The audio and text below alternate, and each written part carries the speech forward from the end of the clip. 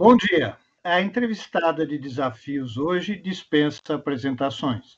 Está diariamente na mídia e redes sociais como dedicada combatente contra a pandemia da Covid-19, levando ao público leigo informações como melhor cuidar-se e prevenir-se, destrinchando os mecanismos de atuação desse terrível vírus que já tirou a vida de mais de 500 mil brasileiros. Claro, estou falando da doutora Natália Pasternak, cujo extenso currículo resumirei. É formada em Ciências Biológicas pelo Instituto de Biociências da Universidade de São Paulo, PhD com pós-doutorado em Microbiologia na área de Genética Molecular de Bactérias pelo Instituto de Ciências Biomédicos da Universidade de São Paulo. Atualmente é publisher da revista Questão de Ciência e diretora-presidente do Instituto Questão de Ciência, o primeiro instituto brasileiro para a promoção do pensamento crítico e racional e políticas públicas baseadas em evidências científicas. Em 2020, tornou-se membro do Committee for Skeptical Inquiry e foi agraciada com o Prêmio Internacional de Promoção do Ceticismo, The Ockham Award, na Valha de Ockham. A convite da ONU integra a equipe Hallow, um time de cientistas que promove esclarecimentos sobre vacinas no TikTok. Para debater com a professora Natália, tenho a companhia de dois craques do elenco de jornalista do Jornal da USP, a editora de ciências Luísa Caires e o repórter especial Elton Escobar. Doutora Natália, na recente sessão da CPI em que você participou, ficamos sabendo que irá brevemente passar uma temporada na Universidade de Columbia, nos Estados Unidos, como professora visitante em torno de temas como comunicação em ciência e diplomacia em ciência. Gostaria de lhe fazer duas perguntas. O que você levará para esse curso da sua intensa experiência como comunicadora de ciência nestes tempos de pandemia no Brasil? E o que é exatamente diplomacia em ciência? Quais são os campos em que ela é exercida? Bom dia para todos. Bom dia, Serrano, Ayrton, Luísa, obrigada pelo convite. Serrano, difícil dizer exatamente o que eu consigo levar da experiência no Brasil, principalmente durante a pandemia, que foi uma experiência bastante bizarra. Eu já fazia esse trabalho antes, o Instituto Questão de Ciência foi fundado em 2018, então eu já vinha fazendo, antes da pandemia, um trabalho de promoção de pensamento crítico e racional e promoção do ceticismo. E pouco mais de um ano depois da criação do Instituto, chega a pandemia, deixando o nosso trabalho um desafio muito maior, porque de repente o pensamento crítico se tornou não só essencial para boas políticas públicas, mas para a sobrevivência dos brasileiros. E acho que levar essa experiência para o curso em Colômbia vai ser muito interessante. Como que é divulgar a ciência, como que é fazer promoção de ceticismo, promoção de pensamento crítico e racional dentro de um país onde o próprio governo joga contra, onde a gente se vê diante de um governo negacionista, um governo que é o maior propagador de notícias falsas, de desinformação, de curas milagrosas, ou seja, de tudo que a gente tenta combater com pensamento crítico e ceticismo. Esse desafio, ele aconteceu também em outros países no mundo, ele aconteceu na Índia, ele aconteceu no próprio Estados Unidos, mas acho que não na intensidade em que ainda acontece no Brasil. O Brasil é o único país, por exemplo, que ainda leva a cloroquina a sério, que tem um tratamento baseado em pseudociência, em curas milagrosas, como política pública de saúde. Então, levar essa experiência de como é combater a pseudociência, combater a desinformação, que é uma desinformação organizada, uma desinformação que vem centralizada do governo, é desinformação institucional, acho que essa é a contribuição maior que eu posso levar para o curso em Colômbia. Quanto à diplomacia científica, tradicionalmente a diplomacia científica lida com colaboração internacional e financiamento internacional, ou seja, sempre a diplomacia científica foi voltada para garantir que exista cooperação entre os países no desenvolvimento da ciência, na geração de conhecimento.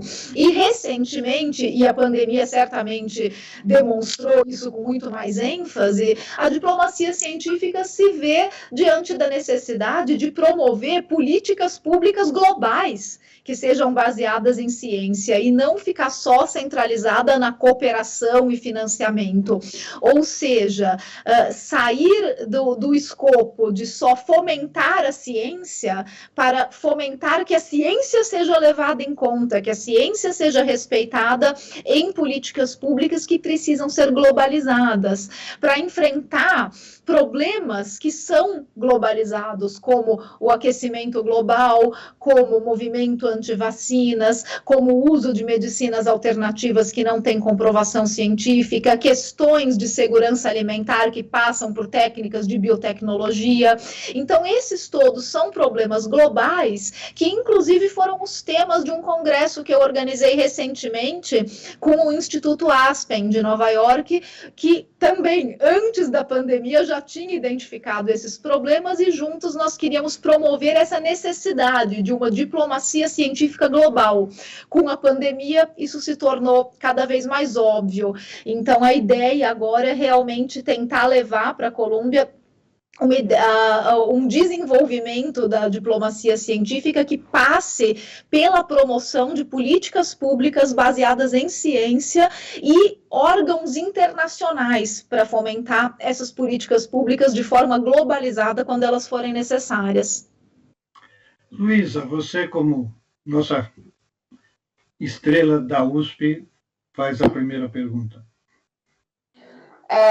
Doutora Natália, eu queria saber o papel da ciência aberta nessa questão de cooperação e que também tem que se expandir para políticas, né? Como você acabou de falar. Qual que é a sua visão desse debate? Porque nós, como um país que está desfavorecido nessa questão, né? Por exemplo, de pagar altas taxas para publicação internacional, com um câmbio terrível para a gente.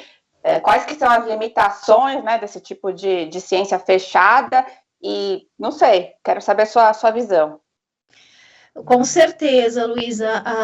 É um problema global, mas que acaba afetando muito mais os países em desenvolvimento, que são mais vulneráveis e que se veem aí diante de taxas altíssimas para conseguir publicar nas melhores revistas. Isso acaba criando nichos de publicação que são muito perigosos, porque a gente vê que são sempre os mesmos grupos que publicam nas mesmas revistas, que são as melhores. Por quê? Porque eles têm financiamento de pesquisa que permite pagar por essas publicações. É claro que, além disso, eles têm qualidade, mas você acaba criando esses nichos e dando muito pouca oportunidade para o pesquisador independente que tem um grant, às vezes muito pequeno, ou nem tem esse financiamento, para que ele consiga realmente publicar nas melhores revistas, nos melhores outlets. E além desses nichos que você cria dentro do país, você cria o nicho internacional, porque você sempre vai ter os países mais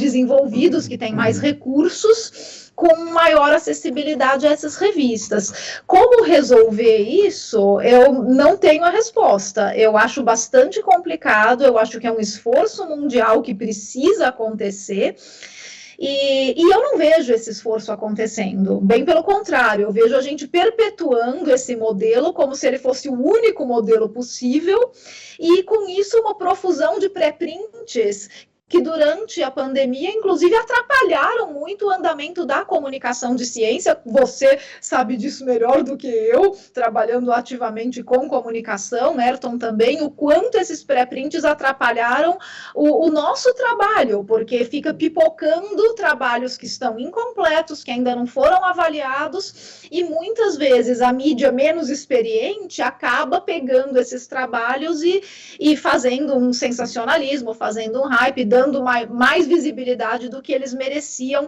ou que seria seguro naquele momento para a informação. E principalmente, acho que quem trabalha, como você trabalha, Luísa, com jornalismo de saúde, que muitas vezes vai cobrir saúde, a gente tem que ter uma responsabilidade como comunicadores de ciência de saber que qualquer matéria que a gente solte sobre jornalismo que envolva saúde vai acabar mudando o comportamento de pessoas, dependendo de como a gente fizer essa comunicação. Então, não adianta a gente achar que, nossa, mas olha que lindo, saiu um trabalho tão legal aqui sobre o uso desse medicamento em camundongos que está tão interessante, e achar que a gente vai publicar isso impunemente, que não vai ter pessoas mudando o seu comportamento por causa daquela reportagem que a gente achou bonitinho, pois porque só a gente entende que aquilo não é aplicável em humanos ainda. Então, acho que todo esse problema da publicação, ele acaba criando uma bola de neve, que esbarra direto na comunicação de ciência. Você. Vamos lá. Bom dia, Natália. Bom dia a todos aí que estão nos acompanhando. Natália, eu queria falar um pouquinho mais sobre os desafios da comunicação da ciência e os novos desafios e as lições que a gente está aprendendo em fazer comunicação da ciência numa situação, né, de emergência pandêmica que a gente está vivendo. E você e o Átila também, né, são duas pessoas com formação científica muito boa, mas que não são pesquisadores estrito sensu, quer dizer, vocês não estão na academia publicando, quer dizer, não é a sua atividade principal, apesar de vocês manterem algum vínculo com a atividade de pesquisa.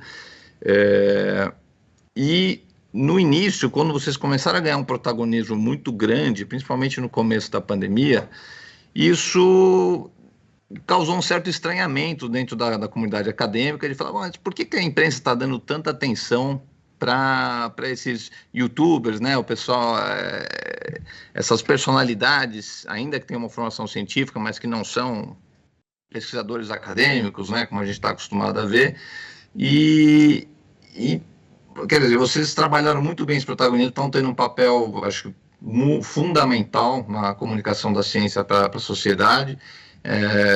Você ter sido chamada para a CPI é uma comprovação disso, né, dessa relevância. E então, queria que você respondesse um pouco a esse questionamento, esse estranhamento de por que vocês têm autoridade para falar em nome da ciência, mesmo não sendo pesquisadores, né, estrito sensu, e como é que você vê o desempenho, o papel dos acadêmicos dentro da pandemia na função de comunicação da ciência, e como é que vocês podem trabalhar juntos melhor e ter uma sintonia melhor para, né, fazer uma comunicação mais eficiente de massa de ciência para a sociedade. Legal, Ayrton. Eu acho que é bem importante eu deixar claro, eu não sou pesquisadora acadêmica de carreira e eu não sou médica, né? E não, meu índice H não é grande coisa justamente porque eu não sou pesquisadora acadêmica. Essa foi recadinho só para o senador Heinz, porque, né, de vez em quando tem que lembrar as pessoas como que, né, como que funciona a carreira de um divulgador científico. Então, foi exatamente o que eu expliquei na CPI, né, Ayrton, quando eu fui provocada com o tamanho do meu índice H, que se alguém quer metrificar o meu trabalho, tem que metrificar com a métrica adequada, que é de quanto eu produzo de conteúdo de divulgação científica. E eu acho muito engraçado quando me chamam de youtuber, porque eu nunca fiz YouTube, né? Então, essa para mim, aquela youtuber, eu fico procurando quem? Nossa, quem será? Cadê o meu canal que eu não conheço, né? Onde tá, né? E o Átila sempre dominou muito o YouTube. Eu nunca fiz YouTube, eu não tenho experiência nenhuma disso, e eu sempre preferi, inclusive, a mídia escrita, que é onde eu me saio melhor. Mesmo os programas de rádio são novidade para mim também, agora com as colunas na CBN, estou aprendendo a fazer rádio. Mas você sai muito bem em todas as mídias. Obrigada, Serrano. Mas sempre me identifiquei mais com a mídia escrita, e não foi por acaso que a gente escolheu ter uma revista do Instituto Questão de Ciência, não só por ser mídia escrita, que é um veículo que a gente tem mais afinidade, mas principalmente por ser um veículo que é mais fácil de você ter um sistema parecido com revisão de pares, que é o sistema acadêmico, um sistema que tem um corpo editorial, que tem um editor-chefe, que tem responsabilidade perante o que publica. E isso sempre foi uma preocupação minha muito forte, por isso que eu criei o IQC, com estatuto, com conselho fiscal, com conselho consultivo, porque eu queria que essa comunicação de ciência fosse feita de forma profissional e de forma institucionalizada. Eu não queria justamente criar um canal de YouTube, nada contra o pessoal que faz, eu acho muito bacana, mas eu sempre senti muita falta de ter algo institucional e com todas as salvaguardas que precisa para que isso tenha credibilidade perante o público, para que o público saiba que, poxa, mas essa revista, ela tem editor, ela tem conselho, ela vem de um instituto que é uma ONG, que tem um estatuto, que tem um financiamento. Então, eu acho que isso traz uma seriedade, uma credibilidade para a comunicação de ciência no Brasil, que antes eu não via. Né, eu vi essa comunicação de ciência no Brasil sempre foi feita de uma forma muito informal e muito amadora, porque nunca teve um grande incentivo para que ela fosse feita de forma profissional, não por vontade das pessoas que fazem, né? Então, fazer divulgação de ciência no Brasil, infelizmente, Ayrton, ainda é algo muito mal visto. É algo visto como algo para ser feito como hobby, no tempo livre, um desperdício de tempo do acadêmico. Então, acho que por isso causou tanta estranheza quando, na pandemia, divulgadores científicos que não têm mais a academia como atividade principal, como você fala, Átila, não sei se mantém algum vínculo, eu mantenho um vínculo com o Laboratório de Desenvolvimento de Vacinas aqui no ICB, e, claro, agora tem um vínculo institucional com Colômbia, então tem uma outra atividade acadêmica começando, e mesmo pelo IQC, a gente tem mantido uma atividade acadêmica, mas que, claro, que é muito menor do que a nossa atividade de divulgação. Então, a gente tem publicado artigos científicos pelo IQC, e isso tem sido uma atividade muito legal, da gente manter a atividade acadêmica, mas claro que ela vai ser menor e a nossa produção vai ser muito menor do que alguém que se dedica exclusivamente a isso. Então, a valorização da comunicação da ciência, ela precisa começar de dentro da universidade. Por quê? Porque por que eu me destaquei, por que a Átila se destacou na comunicação de ciência? Porque nós somos comunicadores, nós somos treinados para isso, nós temos experiência para isso, nós somos capazes de traduzir para uma linguagem acessível para o público não especialista.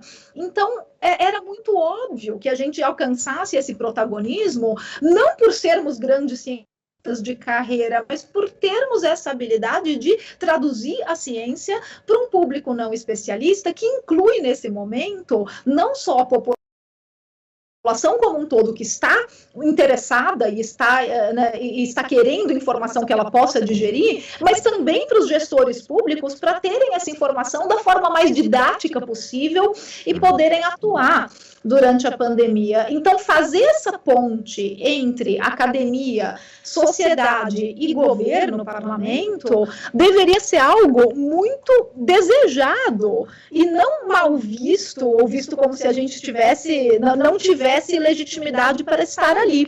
Então, quando eu fui na CPI, eu tentei deixar muito claro que esse é o meu trabalho. Essa é a minha contribuição. O que eu posso contribuir durante a pandemia e para aquela CPI é a minha habilidade de traduzir a ciência numa linguagem acessível para um público que não é especialista e que não teve a mesma formação que eu.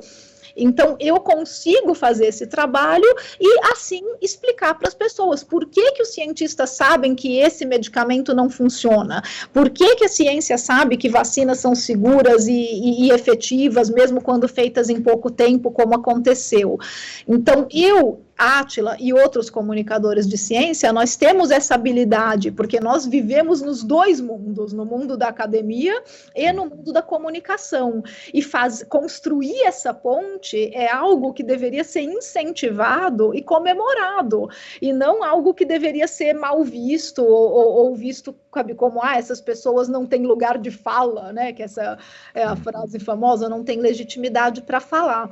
E isso é uma coisa que eu acredito que aconteça, Ayrton, porque a comunicação de ciência no Brasil ainda é muito jovem. Porque se você pegar em outros países, qual é a contribuição acadêmica do Richard Dawkins, por exemplo?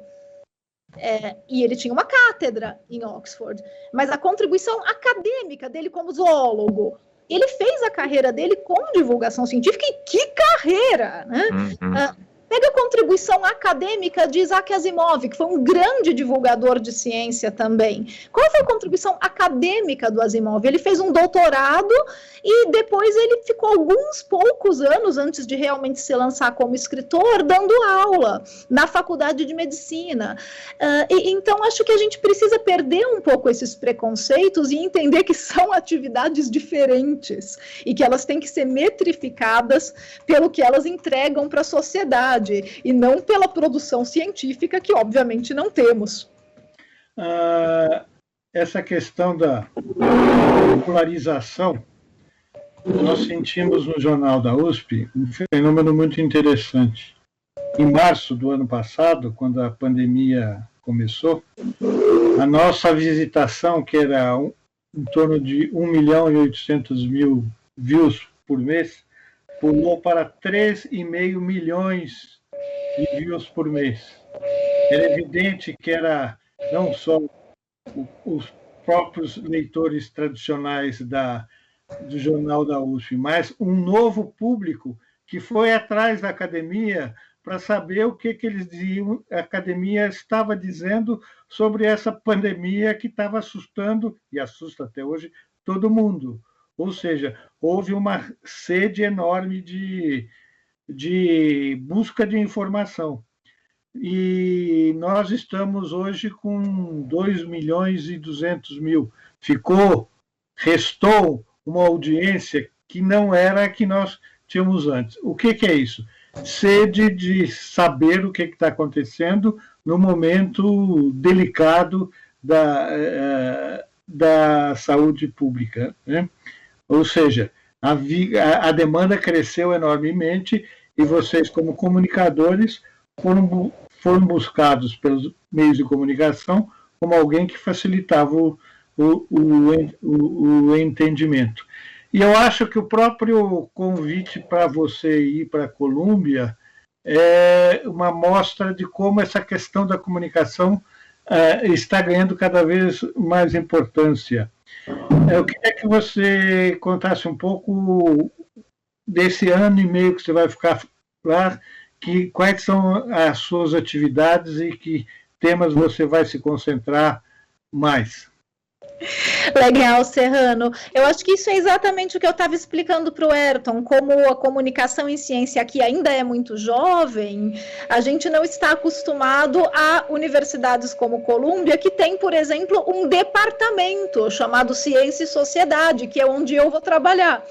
Então, o fato de Colômbia ter um departamento, assim como outras universidades, como a McGill no Canadá, a própria Universidade de Oxford, que tem um departamento exclusivo para construir essa ponte entre ciência e sociedade, já mostra como eles encaram a comunicação de ciência de uma maneira muito diferente da nossa. E o convite veio para mim baseado no meu trabalho como comunicadora de ciência. Ninguém lá foi olhar o meu índice H de publicação. para me convidar, eles foram olhar a minha produção de divulgação. Eles olharam e falaram, nossa, sabe, ela escreve para um monte de outlets, ela escreve para o Globo, ela escreve para o Medscape, ela tem coluna no rádio, ela escreve para uma revista inglesa, ela tem feito um trabalho, ela tem uma revista, ela publica uma revista no Brasil, ela tem um trabalho grande de comunicação na mídia tradicional. Foi isso que chamou a atenção de Columbia, falando, sabe, é uma pessoa que tem muita experiência na área de comunicação e muita produção nessa área. Então, se alguém quisesse fazer um índice H, teria que fazer para isso. E isso é valorizar a comunicação, é levar essa atividade para dentro da academia, mas não metrificá-la como uma atividade acadêmica. E isso é algo que, infelizmente, a gente ainda não vê no Brasil, a gente ainda não vê na USP. E que por quê? Porque precisa passar por cima das amarras burocráticas que a gente tem nas universidades aqui. E eu espero que a pandemia sirva como um gatilho para isso. Já serviu para mudar algumas amarras burocráticas de financiamento, de doação, que não existiam antes. Então, quem sabe, serve também para mudar um pouco essa ideia do professor pesquisador de dedicação exclusiva, integral, que não pode fazer mais nada da vida. E que acaba criando esse ambiente desfavorável a qualquer outro tipo de relação de professor, pesquisador dentro da universidade. Então, o que eu pretendo desenvolver lá em Columbia são os cursos que a gente está pensando para a escola, né, para o departamento de ciência e sociedade, o curso de comunicação de ciência, que seria aí aberto para as escolas de ciência, e o curso para a escola de relações internacionais, daí mais voltado para a diplomacia científica. Além disso, a gente quer desenvolver um trabalho de pesquisa, de percepção pública de ciência e pseudociência, que é pegando bem a linha que eu já desenvolvi aqui no Brasil, e que, olha só que divertido, tem um artigo científico recém-publicado na revista Evidence sobre a pesquisa de opinião que a gente fez em 2019, que foi uma pesquisa feita pelo IQC, a gente contratou o Datafolha para fazer, sobre percepção pública de medicina alternativa no Brasil. Então, isso acabou virando um trabalho científico, além dos trabalhos de divulgação que ele gerou. Então, pegando nessa linha, a gente quer construir esses dois cursos, provavelmente um livro também. A ideia é que a gente saia de lá com um livro publicado meu e do professor Stuart Firestein, que foi o professor que me convidou, e se a gente conseguir publicações científicas nessa área também. Lu? Natália, como que você vê o desafio da divulgação científica, fazer um discurso, uma coisa que eu tenho ouvido, as pessoas falam, a gente precisa fazer um discurso um pouco mais unificado numa situação como a pandemia, né? Uma coisa bem específica. E, ao mesmo tempo, não perder essa dimensão de passar uma imagem da ciência como um consenso eterno que absolutamente é distante, né, do que é a ciência. Como equilibrar, né, essas duas questões para o mesmo tempo, porque a divulgação ela tem vamos dizer assim, ela tem uma agenda, né, ela tem algumas agendas, né, e ao mesmo tempo você também não pode passar a imagem de que a ciência ela funciona assim num fluxo e que todo mundo quer chegar no mesmo lugar. Como que a gente lida com isso? Lu, eu acho que é realmente a habilidade de comunicar o processo da ciência e as incertezas que isso traz. Então, uma comunicação científica bem feita, ela tem que ser extremamente honesta. Ela tem que ser extremamente transparente, senão ela não vai funcionar. E nessa transparência tem que ter a coragem de comunicar as incertezas, de comunicar o que a gente não sabe e qual é o caminho que a gente está fazendo para tentar descobrir essas coisas que a gente ainda não sabe, para tentar compreendê-las, mas deixar muito claro para o público como a ciência funciona, que a ciência é um processo investigativo, que a ciência não é um corpo de conhecimento pronto, dogmático, que te diz como é que o mundo funciona, com várias regrinhas para você seguir. E isso eu acho que é o maior desafio, porque, em geral, a gente, quem trabalha com comunicação de ciência, percebe essa ansiedade na população de ter realmente aquelas regras prontas, o como que eu devo me alimentar, o que faz mal, o que faz bem, qual é a conduta que eu devo ter. E transmitir, então, essa incerteza da ciência, e que a ciência é um processo, às vezes causa muita angústia, causa muita frustração. Então, acho que esse é o nosso maior desafio como comunicadores, da gente realmente abraçar essa incerteza da ciência e que a ciência é um processo e entender que essa é a nossa agenda principal. É conseguir comunicar que a ciência é um processo, que a ciência não é fixa, que ela não é dogmática e que ela vai se aproximar dos fatos de acordo com as melhores ferramentas que ela tem na mão naquele momento histórico. E daí tentar, acho que, gerenciar a frustração que isso gera nas pessoas, mostrando que, olha, tudo bem, a ciência não vai te dar uma resposta pronta de como você deve se comportar, mas graças à ciência, graças a esse processo, a esse método científico, é que a gente tem vacinas que funcionam, remédios que funcionam, aviões que voam, computadores que funcionam. O processo científico gerou tudo isso de tecnologia. Então, comunicar isso, comunicar os resultados da ciência, mas sem esquecer do processo, eu acho que traz uma segurança para as pessoas, porque se a gente começar a focar também só na incerteza, a gente vai gerar angústia. Então, lembrar que, assim, essa incerteza, esse processo é o processo mais confiável até hoje que a gente descobriu para gerar tecnologias que funcionam. A impressão que eu tenho é que a gente não fez isso bem antes da pandemia e meio que correu atrás do prejuízo agora, né? E aí ficou mais difícil ainda. Fica mais difícil, porque nunca teve um processo educativo para isso. Então, eu concordo, a gente está indo atrás, mas pelo menos a pandemia abriu nossos olhos para o quanto isso é necessário. Deixa eu fazer, antes de passar a palavra para o Ayrton, deixa eu fazer uma questão aqui. Você colocou uma questão do ponto de vista da ciência, que é a questão da incerteza. E antes que essa sua colocação seja explorada para dizer que a ciência tem vários lados, porque a maldade está aí para explorar, a incerteza o que está estabelecido e descoberto é aquilo mesmo. A incerteza é para frente, o processo que vem, qual é o desdobramento. Eu queria que você deixasse esse ponto claro para ninguém vir aqui explorar dizendo que você fala, não, a ciência tem certeza, não sei o quê. Por favor. Vamos lá, Serrano. A ciência é um processo. E dentro desse processo, consegue chegar o mais próximo possível da descrição dos fatos, da realidade, com as melhores ferramentas que tem na mão naquele momento histórico. E com isso, a gente chega em consensos científicos. Para derrubar um consenso científico, a gente precisa de evidências extraordinárias, muito robustas, assim, daquelas que realmente a gente não poderia contestar. E isso é muito difícil de acontecer, isso é muito raro de acontecer.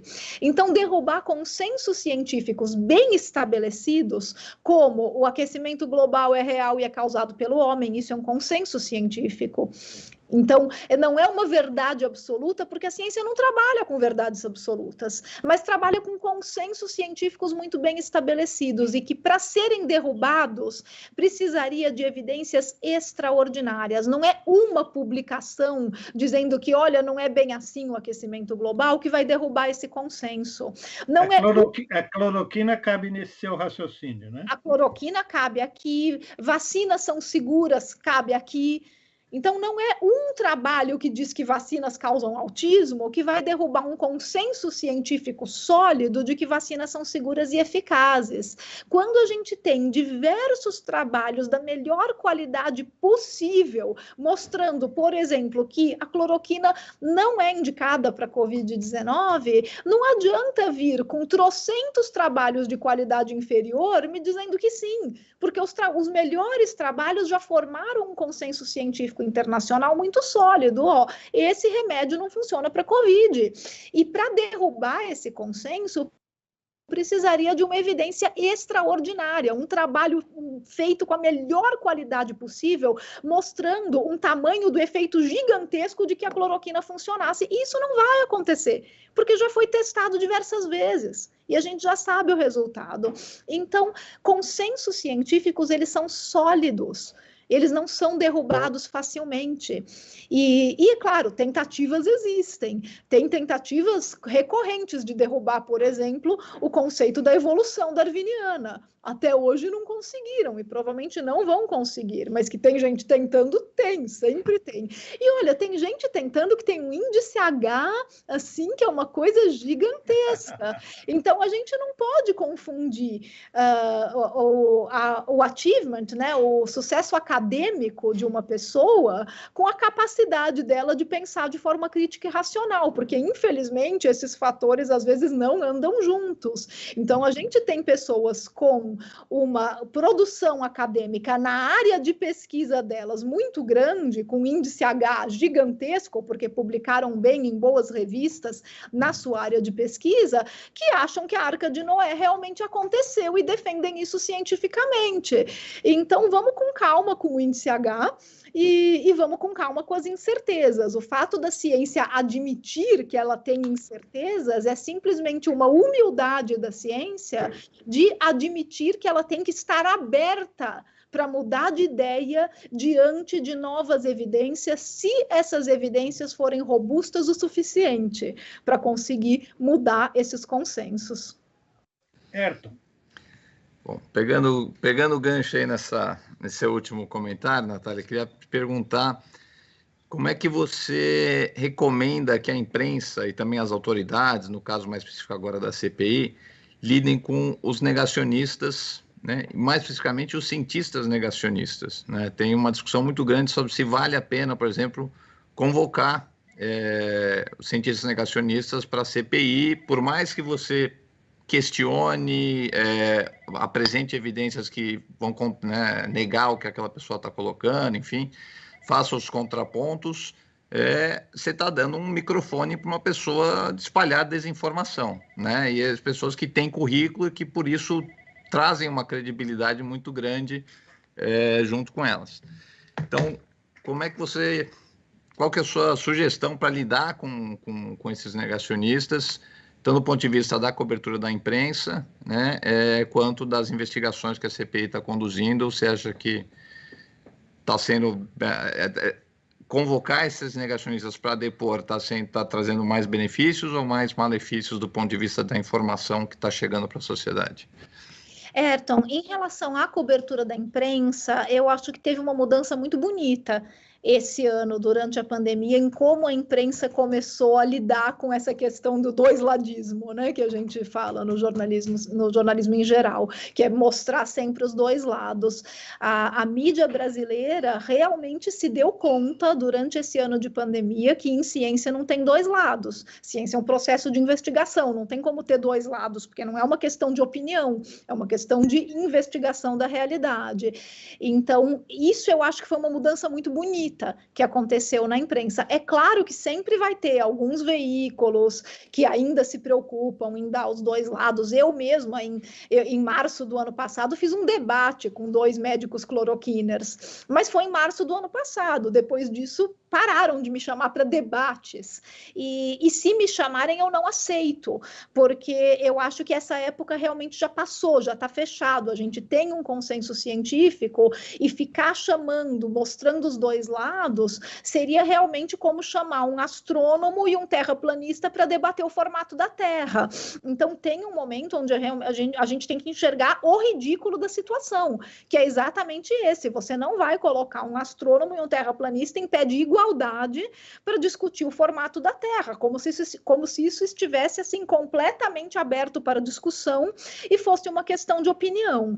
Então, e olha que discutir o formato da Terra é bem menos deletério do que discutir questões que afetam saúde pública. Então, quando a gente está falando principalmente de questões, como eu estava falando com a Luísa antes, que afetam o comportamento de pessoas, que podem mudar a conduta de pessoas em saúde, a responsabilidade do jornalismo é muito maior. É muito maior.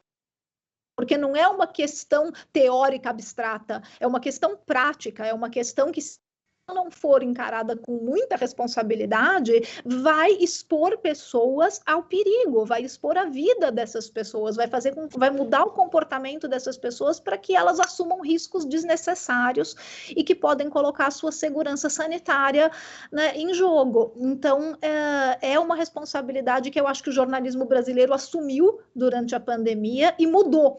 E a gente vê hoje muito pouco da questão de dar os dois lados e apresentar os negacionistas que defendem curas milagrosas. Na CPI, eu tenho a impressão que os senadores ficaram numa saia justa, que eles tiveram que dar espaço para os negacionistas por pressão dos senadores governistas que acham que realmente tem que ter dois lados. Eu lembro que, inclusive, quando eu estava lá, os senadores governistas bateram muito na tecla de que, inclusive, eles queriam que tivesse sido feito um debate ali, e não simplesmente chamar eu e o Maierovitch e depois chamar os cloroquiners. Eles queriam que chamasse os 4 ao mesmo tempo, no mesmo dia, para que se tivesse um debate. E pelo menos isso o presidente da CPI conseguiu evitar. Ele falou, não, isso eu não vou admitir, porque não tem debate, não existe esse debate.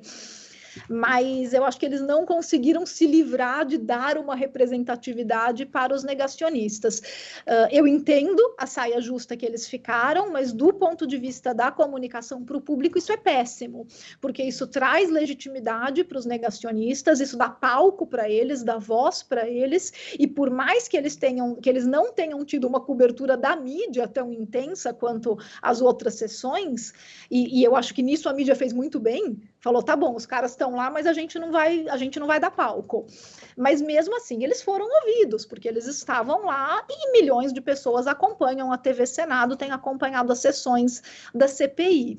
Então, isso gera dúvida, isso gera confusão, e isso, bom, a única vantagem é que isso gera piadas também, mas eu acho que gera muito mais, infelizmente, é muito mais maléfico para a sociedade, porque traz legitimidade para essas pessoas e para as maluquices que eles defendem.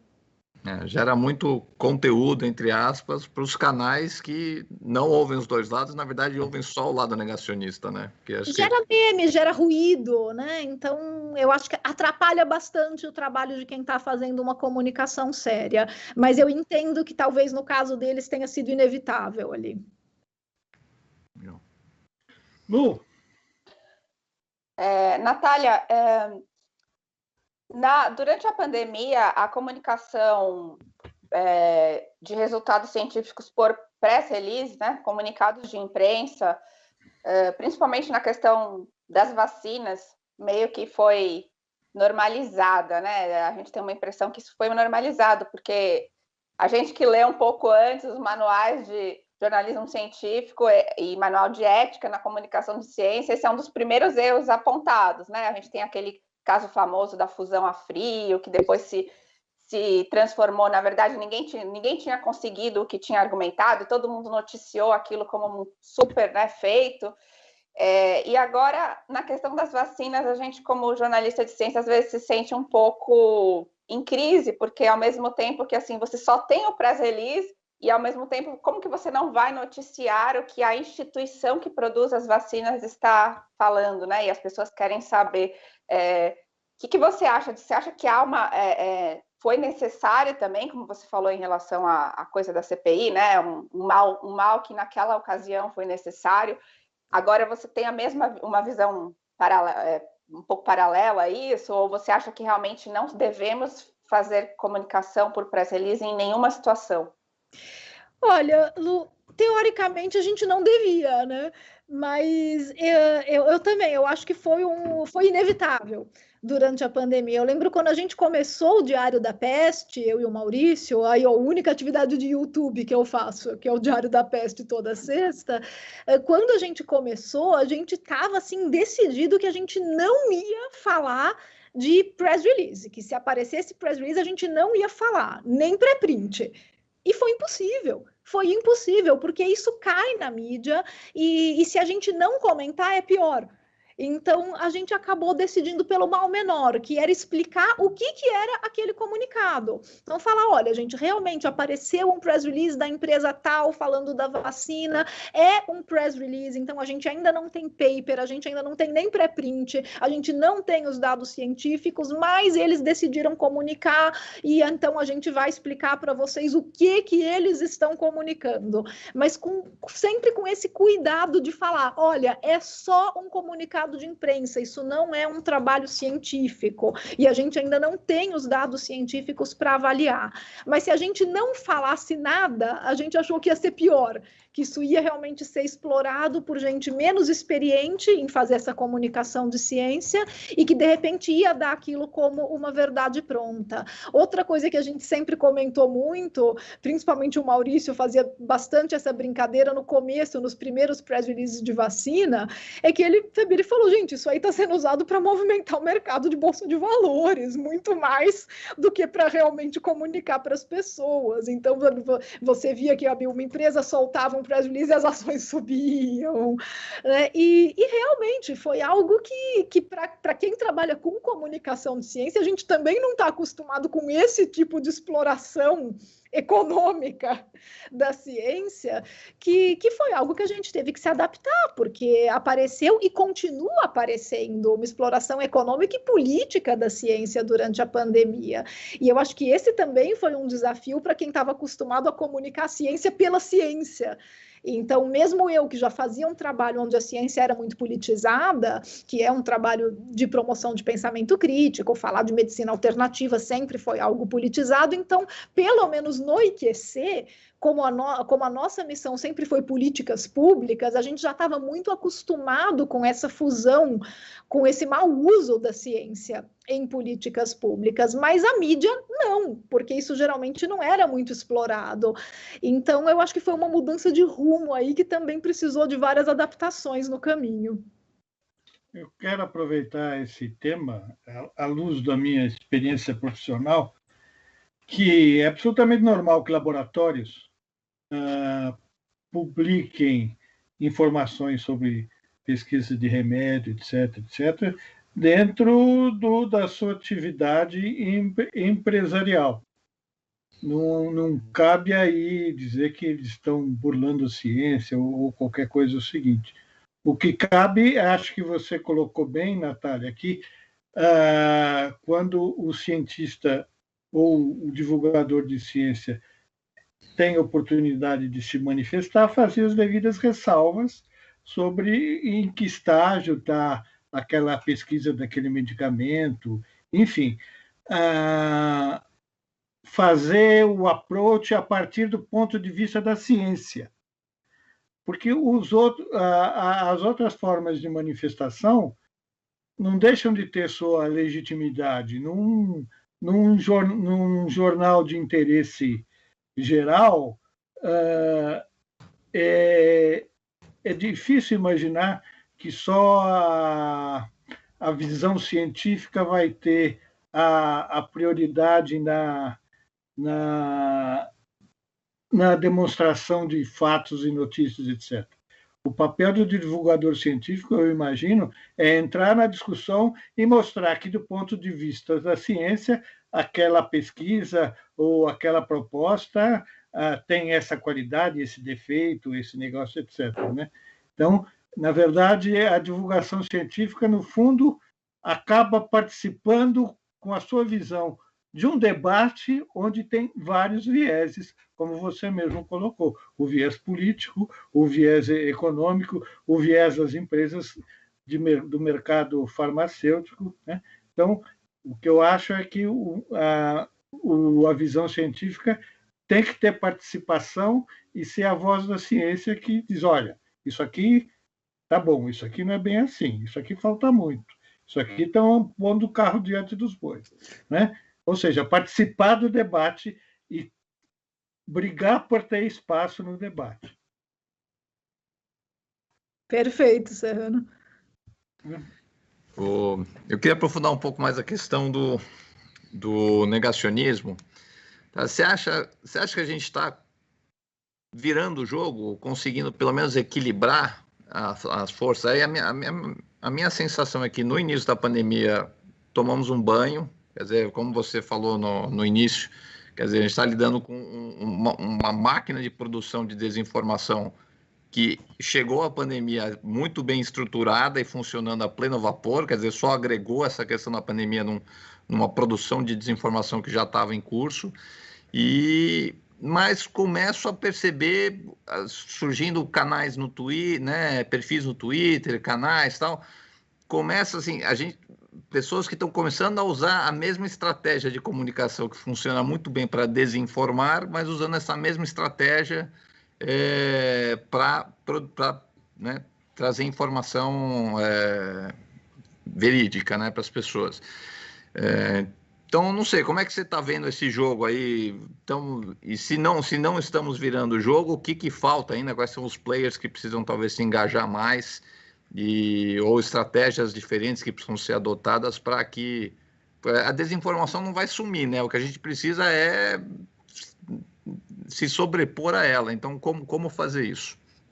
Ayrton, eu vi bastante otimismo essa questão. Eu acho que existe realmente hoje existe uma grande força-tarefa de união da mídia tradicional com comunicadores de ciência, com cientistas, com as sociedades médicas e científicas que demoraram um pouco para chegar na briga, mas chegaram, e de realmente combater esse negacionismo institucional.